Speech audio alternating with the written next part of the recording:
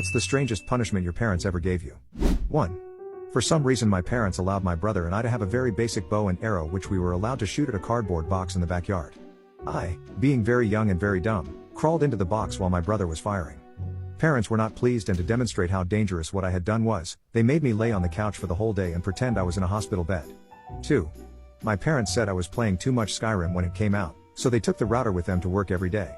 Good thing you don't need internet to play an offline single-player game. 3.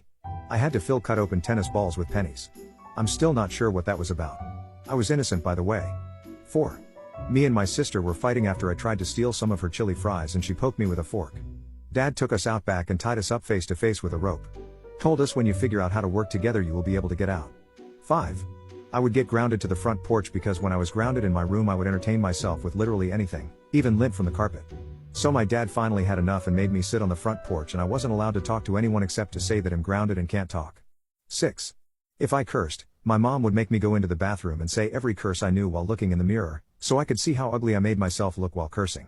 Well, I learned that if I wanted to curse with impunity all I had to do was say ass and get sent to the bathroom where I could say any curse I could think of, punishment-free, for as long as I wanted.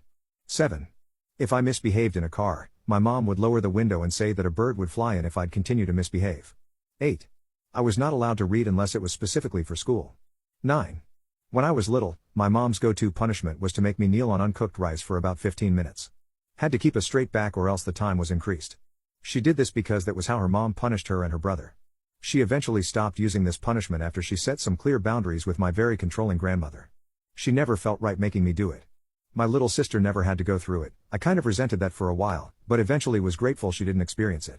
10. Withheld dinner and I was only allowed to have bread and butter. My mother is a terrible cook, so I was super okay with this. 11. My dad's punishments were odd.